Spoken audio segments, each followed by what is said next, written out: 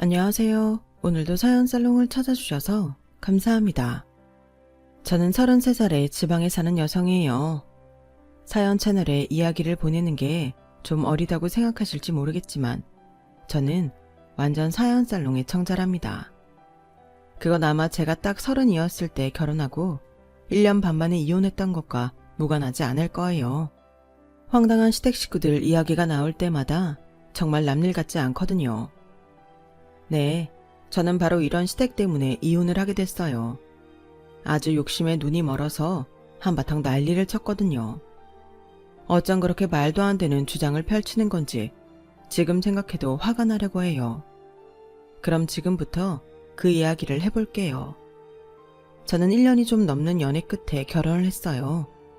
친구들 중 반은 결혼을 했고 반은 하지 않았는데 결혼한 친구들도 안 한 친구들도 너무 서두르지 말고 천천히 생각해보라며 결혼을 말렸지만 그때 저는 남편이 평생을 함께할 인연이라 믿고 결혼을 했죠. 결혼하고 나서 1년 남짓은 별일 없이 잘 보냈어요. 그러다가 친정 부모님이 교통사고로 한꺼번에 돌아가시게 됐어요. 남편이 있음에도 세상에 혼자 됐다는 느낌과 이제 엄마 아빠가 내 옆에 없다는 그 기분은 너무 서럽고 외롭고 고통스러웠어요. 저는 부모님을 보내드리고도 2달 넘게 매일 눈물바람으로 살았어요. 남편은 그런 저를 보다가 나중에는 한숨을 쉬더라고요. 심현주, 너 내가 알던 그 현주 맞아? 슬프고 힘든 건 알겠는데 매일 이렇게 울기만 하면 어떡해? 네가 이러면 주변 사람들도 힘든 건 몰라? 그리고 장인어른하고 장모님은 이러는 거 바라실까? 네가 정신을 차리고 앞날을 생각해야 두 분도 편히 쉬시지. 저는 무남 동료였기 때문에 제 세상의 전부는 부모님이라고 해도 지나친 말이 아니었어요. 그랬기 때문에 옆에 남편이 있고 그 사람이 제 가족이라는 걸 머리로는 알아도 세상의 전부를 잃어버린 저인데 남편 말처럼 쉽게 정신을 차리게 되지 않더라고요. 세상에서 가장 든든한 저의 백을 잃어버린 거기도 했고요. 희한한 게 결혼하고 1년간 남편과 큰 부딪힘도 없이 잘 살았음에도 남편이 제가 의지할 수 있는 사람이라고 생각하진 않았다는 거예요. 아무튼 남편도 점점 힘들어하는 것 같았고 시댁 눈치도 보이기도 해서 저도 기운을 내려고 애를 썼어요. 그러는 사이 친정 부모님이 남겨주신 집과 땅도 받았고요. 친정 부모님은 아파트하고 두 분이 은퇴 후 가꾸셨던 작은 허브 농장과 그 근처에 3층짜리 작은 건물을 갖고 계셨거든요. 저는 아파트는 세를 주고 농장은 그대로 둔 채 휴일마다 가서 일하시는 분들과 함께 농장과 건물 관리를 하곤 했죠. 그렇게 몇 개월이 지났는데 뜻밖의 소식을 듣게 됐어요. 그 허브 농장이 작은 국도가 지나가는 길 옆에 있었는데 그곳 일대에 새로 큰 도로와 아파트 단지를 만든다더라고요. 그래서 저한테 25억 정도가 생긴다는 거였어요. 남편은 그 이야기를 듣고 눈이 휘둥그레져서 입을 다물 줄을 못하더라고요. 25억? 그게 정말이야? 현주 너한테 25억이 생긴다고? 그렇다네. 나도 이게 꿈인지 생신지 얼떨떨하다. 아니, 가만히 있어봐. 그러니까 지금 농장에서 차로 20분 떨어진 그 아파트 세 받는 거 말고도 25억이 더 생긴다는 거잖아. 와, 나 사실 네가 그 농장하고 건물 처분 안 하는 거 좀 마음에 안 들었는데 너무 참견하는 것 같아서 말을 못했거든. 근데 그게 신의 한 수였네. 아니면 우리가 언제 25억이라는 돈을 구경이라도 할 수 있겠냐고. 그치, 나도 좀 놀랍긴 하네. 엄마 아빠 손때 묻은 데라 팔고 싶지 않았던 건데 이렇게 도시계획으로 보상을 받게 된다니 기분이 되게 이상해. 이상하긴 이게 다 장인 장모님이 우리한테 선물로 주신 거라고 생각하자. 네가 그렇게 울기만 하더니 이런 식으로 보상을 받나 보다. 라며 저보다 더 들떠서 좋아하는 남편을 보는데 그게 참 낯설었어요. 저는 아무리 더 큰 돈을 준다고 해도 그게 보상이라고 생각되지 않았거든요. 그럴수록 돌아가신 부모님에 대한 생각이 더 커지기만 했고요. 하지만 남편은 제 기분은 아랑곳 없이 별별 말을 다 하더라고요. 이건 우리한테 온 기회다, 기회. 얼른 사인하고 보상 받자. 이런 기회가 어디 다시 오겠어?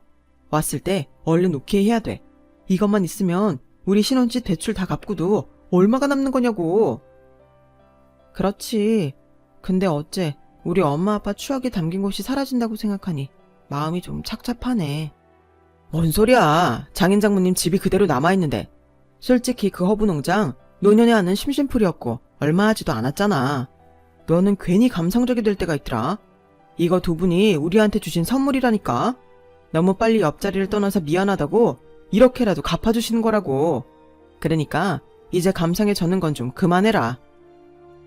그때까지만 해도 남편 말에 수긍이 갔어요. 어차피 도시 계획 때문에 받아야 하는 보상금이고 없어질 곳이니 제가 마음을 얼른 털어버리는 게 맞긴 했거든요. 저와 남편은 결혼할 때 양가에서 도움을 받긴 했어도 빚이 있었기 때문에 그 빚을 갚으면 훨씬 편해지는 것도 너무나 당연한 사실이었고요. 지금보다 여유있고 풍족하게 살면서 이세 계획도 세울 수 있게 됐죠. 물론 부모님이 가꾸던 곳이 사라진다는 착잡함도 있었지만 긍정적인 생각만 하기로 하고 저는 보상금을 받게 됐어요. 그런데 이때부터 시댁의 태도가 달라지더라고요. 먼저 제가 보상금을 받은 그 주말이 되자마자 득달같이 저를 시댁으로 불렀어요. 거기에는 시 아주버님도 와 있었어요. 예, 사돈이 남기신 땅이 그렇게 돈이 된다며? 이게 무슨 일이라니? 드디어 우리 집에도 좋은 일이 생기는구나. 그러게 말이야 엄마. 재수씨 완전 땡 잡았네요. 아니 그 구석진 동네가 이렇게 될 줄 누가 알았겠어요. 야 주만이 너 이제 보니 결혼 완전 잘했는데. 뭘 또 형은 그럼 내가 결혼 잘못했다고 생각했나봐. 에이 그게 아니라 좋은 일이니 말을 하는 거지. 라며 저 빼놓고 자기들끼리 신나서 떠드는데 솔직히 제가 끼어들 자리가 없더라고요. 이건 진짜 사돈이 남겨주신 보물이다. 이런 큰 돈을 우리가 언제 또 만져보겠어. 그래서 말인데 너 그 돈 갖고 앞으로 뭐 할 생각이야? 아, 네. 어머니, 저는 아직 생각하고 있는 건 없어요. 뭐 일단 저희 아파트 대출받은 건 정리하려고 해요. 그 다음은 차차 생각해보려고요. 그럼 너 우리 경만이한테 좀 주면 되겠구나. 네? 아주버님한테 주라고요? 그 돈을요? 저는 너무 생각지도 못한 말에 어리둥절했어요. 갑자기 아주버님한테 뭘 주라는데 그게 그 돈을 말하는 게 맞는 건지 제 귀를 의심했거든요. 뭘 그리 놀라니? 우리 경만이가 남이야? 이제는 우리가 네 식구잖아. 아, 네. 그런데 무슨 일 때문에 그러시는 건데요? 재수씨, 나 그 사귀던 사람하고 결혼 얘기 오가거든요. 뭐 잘만 하면 결혼하게 될 것 같아요. 근데 이 결혼이란 게 돈이 한두 푼 들어가는 거 아니잖아요. 재수씨 결혼할 때도 그랬죠? 그러니까 좀 보태면 좋겠다는 거예요. 그 돈 뒀다 뭐 할 거예요? 지금 당장 쓸 데도 없다면서요. 저는 남편을 흘끔 쳐다봤지만 남편은 멀뚱멀뚱 보기만 하더라고요. 시어머니랑 아주버님이 저희를 시댁으로 부르기 전에 남편하고 다 얘기가 되어 있었나 하는 생각이 들 정도로 태연했어요. 아니나 다를까 시어머니가 그렇게 말하더라고요. 주머니하고도 얘기 다 한 거야. 네가 이렇게 돈 생긴 것도 우리 집 보관이겠니? 그러니 네 형님 결혼하는데 크게 한턱 쏘면 좋겠구나. 뭐 전에 이 사람하고 아주버님 결혼하실 때 가구나 가전제품 좋은 거 하나 해드리자는 얘기는 했어요. 그 정도면 저도 덕당하지 않을까 싶은데요. 아주버님, 봐놓으신 제품이나 가구 있으면 말씀해주세요. 저희가 바로 선물해드릴게요. 아니, 재수씨 지금 장난해요? 가구요? 가전제품이요? 25억씩 굴러들어온 사람치고 손이 너무 작네. 빈정거리며 웃는 아주버님 말에 기분이 상해 있는데 시어머니도 옆에서 보태더군요. 예, 경만이 이 집 장남이야. 장남이 뭐니? 이 집안 기둥이잖아. 기둥이 드디어 결혼을 하는데 하나뿐인 동생 집에서 그저 가전제품이나 가구나 골라준다는 게 말이 되는 소리냐? 너 그렇게 안 봤는데 생각보다 속통이 좁구나. 너 친정 부모도 없고 이제 우리밖에 없는데 네가 앞으로 누굴 믿고 살아가겠어? 그럼 제가 뭘 어떻게 하면 되는데요? 그때까지만 해도 저는 제가 세상 참 많이 살았다고 생각했고 학교와 회사에서 경험한 인간관계로 모든 걸 다 안다고 믿었어요. 그러니 어찌 보면 순진하고 기가 약한 데도 있었던 것 같아요. 그만큼 부모님 아래에서 보호받고 살았다는 뜻도 되고요. 아무튼 시어머님은 저한테 이러더라고요. 네 동서될 사람이 좀 사는 집 딸이야. 니네 형이 그 여자랑 사귀면서 이래저래 좀 힘든 건 사실이었어. 그 집안에서 우리 경만이가 마음에 차지 않았던 거지. 여자도 변호사라고 하고 돈도 잘 버니 그런 것 같아. 뭐 그쪽이 그런 생각하는 것도 이해는 한다. 나 같아도 우리 애들이 사자 직업이면 더 좋은데 결혼시킨다고 큰 소리 쳤을지도 모르는 일이고, 그러다 보니 우리한테 혼수를 좀 거하게 요구하더라고. 그런 혼수 해오면 결혼시키겠다 이건데 그게 꽤 큰 집이거든. 집이면 작은 거라도 꽤 큰 돈일 텐데요. 그러니까 내 말이 그거야. 처음에야 너네한테 말을 해봤자니 내가 뭐 입이라도 뗐겠어? 그저 내 힘만 빠지지. 근데 주만이가 엊그제 그러는 거야. 네 사돈 땅 보상 받아서 큰 돈 생겼다고. 어머나, 나는 이게 진짜 하늘이 주는 선물이라고밖에 생각할 수 없겠더라. 우리한테 변호사 며느리가 생기겠구나. 막 그런 희망이 생기는 거야. 게다가 집 말고도 혼수도 해오라고 이것저것 적어서 보냈는데 그게 또 정말 만만치가 않은 거야. 가진 사람들이 욕심이 더 많다더니 정말 그런가 봐. 여기까지 말한 시어머니는 아주버님 남편과 서로 눈치를 보더니 침을 꿀꺽 삼키는 거였어요. 그걸 보며 저는 혼수를 하는데 돈을 보태라는 건가 싶었어요. 어머니, 그럼 저희가 혼수하는 비용을 보태면 되나요? 그 혼수는 나랑 엄마가 알아서 할게요. 대신에 재수씨는 집을 좀 해줬으면 좋겠어요. 저는 한동안 아무 말도 할 수 없었어요. 제가 잘못 들었나 싶어서 남편을 다시 쳐다봤는데 남편은 지 형 말을 동조하는 표정으로 고개를 끄덕였고요. 집이라면 아까 말씀하신 그 큰 집이요? 그걸 제가 어떻게 해요? 아, 나 얘 왜 이렇게 말이 안 통하니? 주만아, 너 우리 오기 전에 한마디도 안 한 거야? 답답해 미치겠네. 시어머니가 제가 어이없다는 듯 쳐다보는데 저는 가슴이 두근거렸어요. 그러자 남편이 이러더군요. 현주야, 너도 이제 우리 식구잖아. 우리 형이 집안 좋은 사짜 여자랑 결혼하면 다 좋은 일 아니야? 그래서 형 집 마련할 돈이 부족해서 네가 받은 돈으로 집을 사면 좋겠다는 이야기가 나왔어. 그런 말을 하는데 왜 모두 저하고는 얘기를 안 한 거예요? 그래서 지금 하잖아. 아, 나 참 답답해 죽겠네. 말이 안 통하네 정말. 남편마저 저를 말이 안 통한다고 하니 저는 가슴에 돌덩이라도 얹은 것처럼 마음이 무거워졌어요. 얘, 네가 뭘 몰라서 그러는 것 같은데 집안에 변호사 한 명 있는 게 얼마나 우리를 기살려줄 것 같냐? 한마디로 우리 신분 상승하는 거야. 그런 결혼을 니네 아주버님이 하는 건데 우리 경만이 그 여자랑 꼭 결혼시켜야 되지 않겠니? 그런데 지금 그렇게 말귀를 못 알아들으면 어떡해? 내 터는 돌려서 얘기 안 하마. 그 집 사는데 돈 좀 내다오. 솔직히 아쉬우면 우리가 아쉽지 그쪽이 뭐가 아쉽겠니? 자기네는 마음만 먹으면 같은 변호사나 검사니 뭐 권력 있는 사람들하고도 짝을 지어줄 수 있는데 자기 딸이 우리 아들 만나서 결혼하겠다는 게 영 불편한 거야. 그러니 자기네 수준에 맞출 돈은 있는지 보겠다는 거 아니겠냐? 처음에야 막막했지만 이제는 길이 열렸잖아. 그 돈이 너한테 있는데 네가 보상금 받았잖아. 어머니, 그건 제가 말귀는 잘 못 알아들어도 결혼 안 시키겠다는 걸 돌려서 말하는 것 같아요. 그건 알겠어요. 그런 결혼을 꼭 시키셔야겠어요. 어머님 말씀처럼 신분 상승이라는 게 저희한테도 해당될지는 잘 모르겠는데요. 이건 아닌 것 같아요. 아주버님, 이런 결혼하셔도 하나도 행복하지 않을 거예요.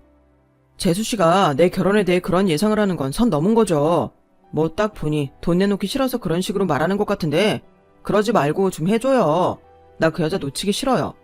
변호사라는 직업도 그렇고 대가 언제 또 그런 여자 만나겠어요. 그만큼 외모도 성격도 괜찮은 여자예요.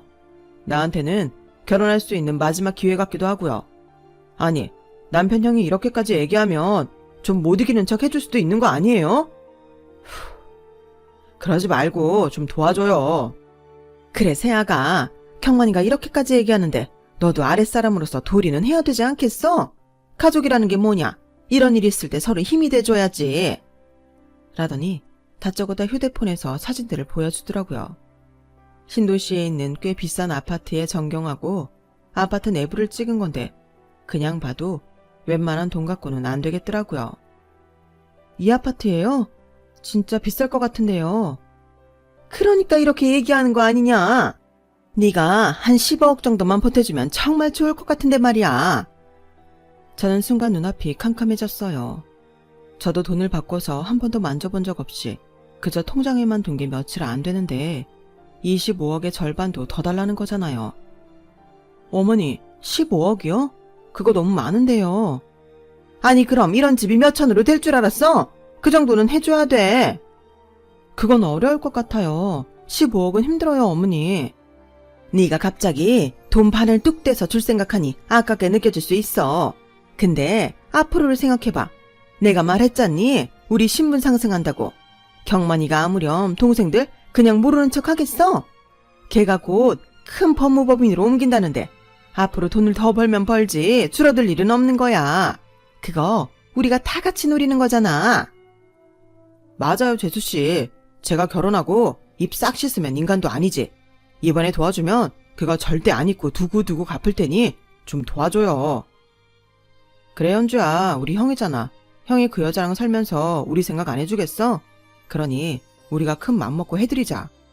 15억을 25억의 절반이라고 후려치는 것도 기가 막혔고 당연히 제가 해줘야 된다는 식으로 압박하는 분위기는 더더욱 말이 안 나왔어요. 그런 중에도 아주버님은 계속 집을 해달라고 징징댔고요. 정말 다 큰 성인이 그것도 손윗사람이 아랫사람한테 그렇게 돈 달라고 하는 게 창피하지도 않은지 아주 얼굴에 철판을 깐 것 같았어요.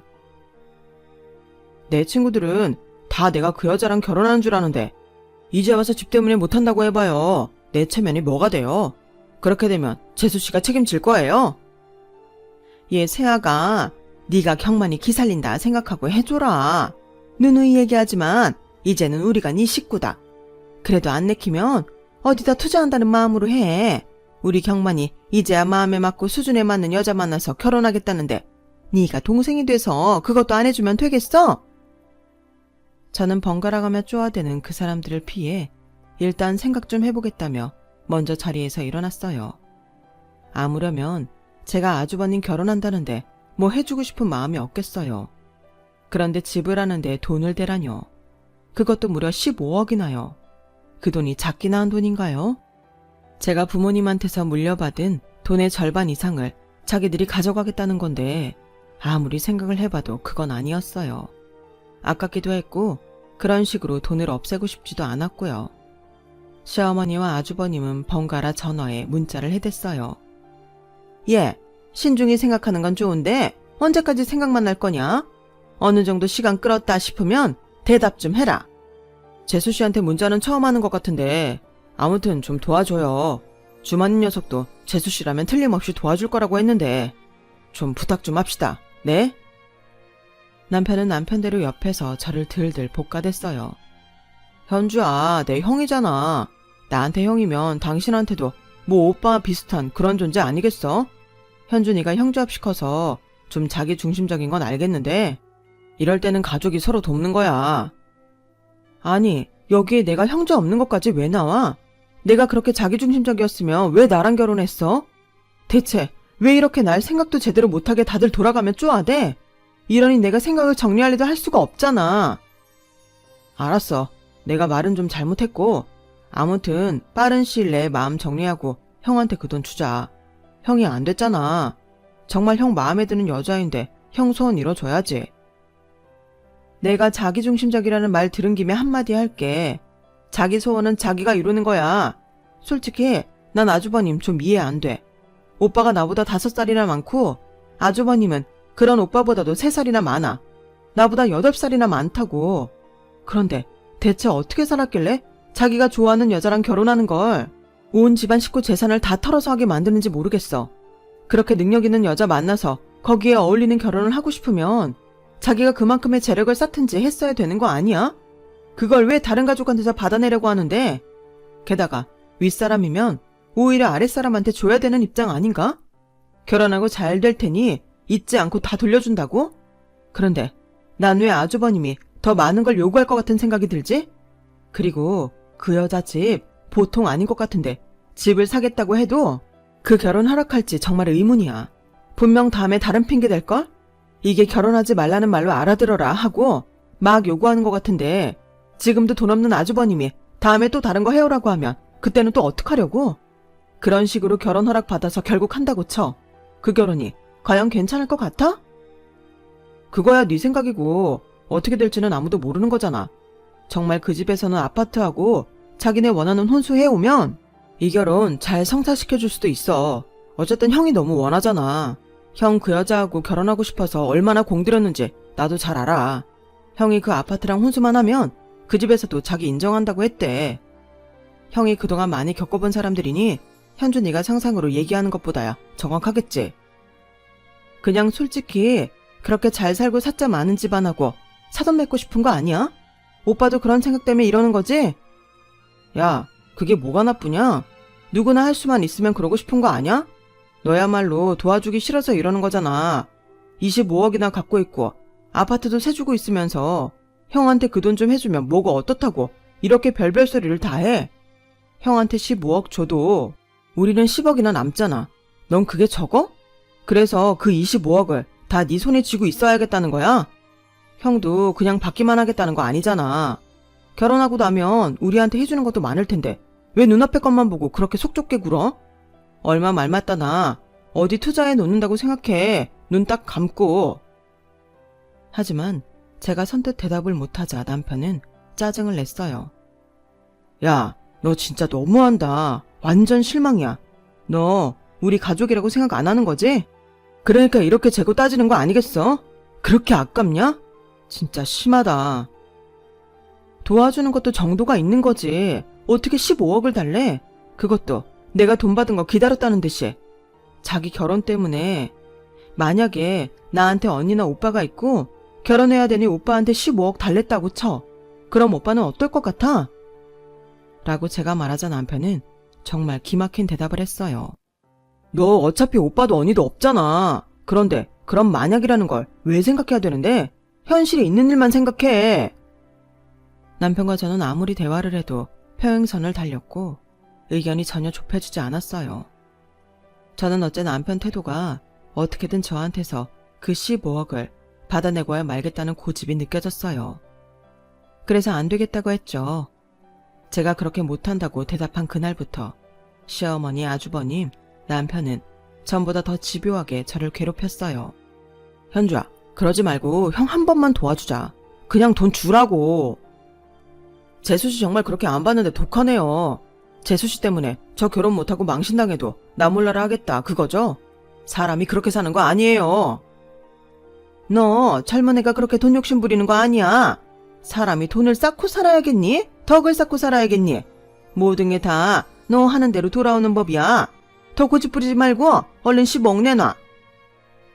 정말 협박인지 뭔지 알 수 없는 말들 때문에 저는 머리가 돌아버릴 지경이었고 어디 산에라도 들어가 틀어박혀서 나오고 싶지 않은 심정이었어요.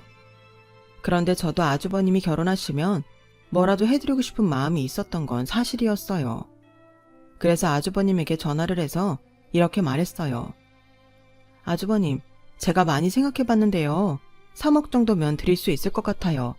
나중에 받을 생각 없고요. 그냥 결혼 선물로 드릴게요.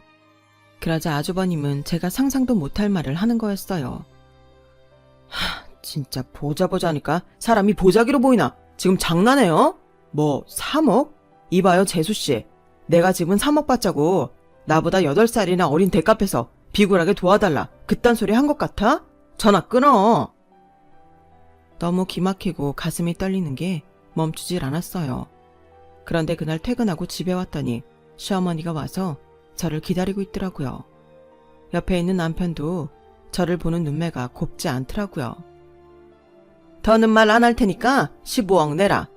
아니, 네가 그게 청 힘들겠으면 난 12억은 받아야겠어. 어차피 주머니 몫이 12억 5천일 거 아니냐? 그러니 5천은 주머니 주고 나머지 12억 그거 빨리 내다오. 네? 이 사람 몫이 12억 5천이라뇨. 누가 그래요? 얘가 정말? 너 우리를 무슨 물로 본 거니? 니네가 부부인데 그럼 모든 게 다 공동이지. 그게 딱 네 거일 것 같아? 우리가 그런 것도 모르는 무식한 사람들을 보여? 그건 잘못 알고 계신 거네요. 제가 상속받은 건 부부 공동명의가 아니에요, 어머니. 저한테만 남겨진 거라고요. 네가 받은 거면 우리 주머니가 받은 거나 진배 없지. 너 참 사람이 탐욕스럽다. 이럴 때 진짜 인성 나온다는 말이 맞네. 저는 그 말에 문득 저를 보고 있는 두 사람을 쳐다봤어요.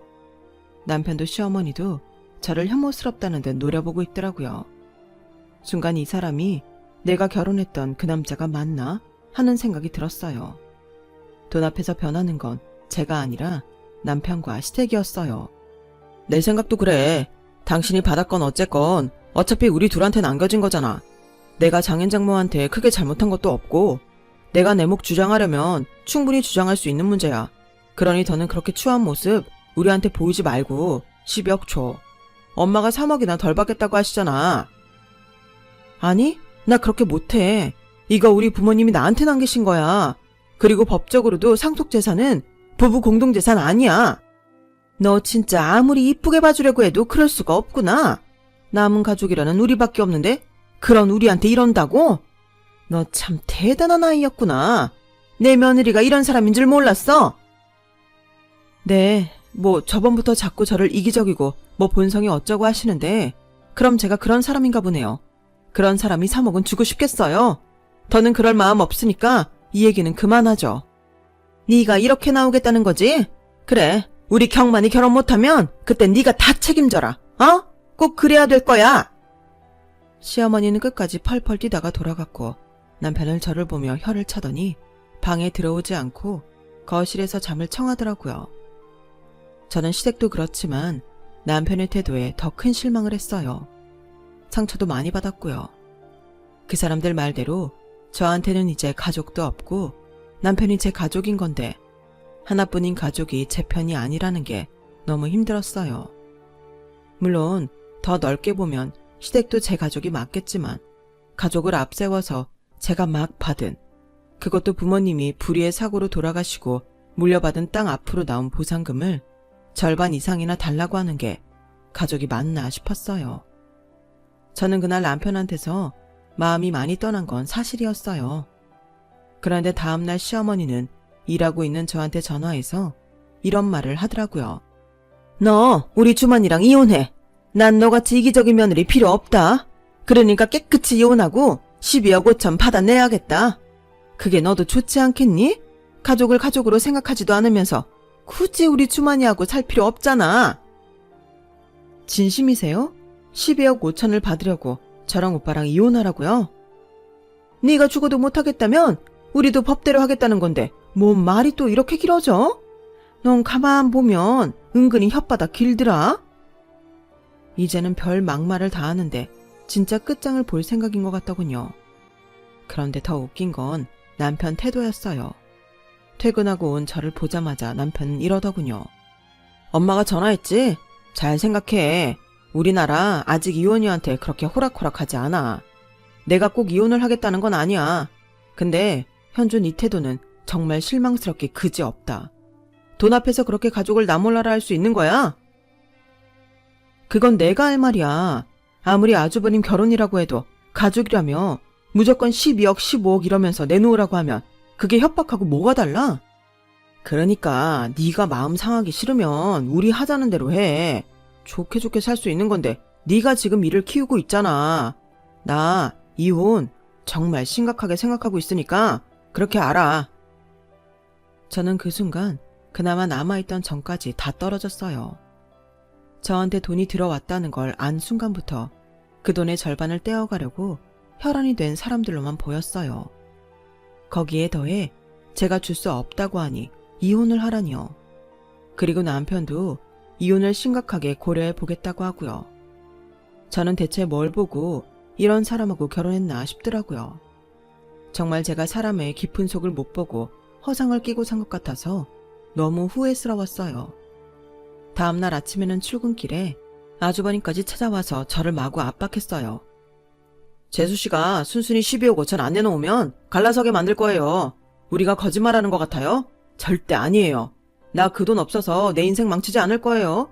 내가 이런 여자 만나기를 얼마나 기다렸는데 내 기다린 세월이 아까워서라도 그렇게는 못해요. 얼마나 사람 앞길을 막으며 집요하게 소리를 지르는지 경비원 아저씨가 다 와서 이러지 말라고 아주버님을 떼놓을 정도였어요. 저는 그날 회사에 전화를 해서 하루 휴가를 낸 후에 변호사 사무실을 찾아가서 차분히 제 사정을 얘기했어요. 변호사는 이 건은 소송으로 가도 제가 충분히 이길 거라고 하더라고요. 변호사들이 원래 승률에 대해 그렇게 쉽게 얘기 안 한다는데 충분히 이긴다고 하는 걸 보면 제 승소가 확실한 것 같았어요.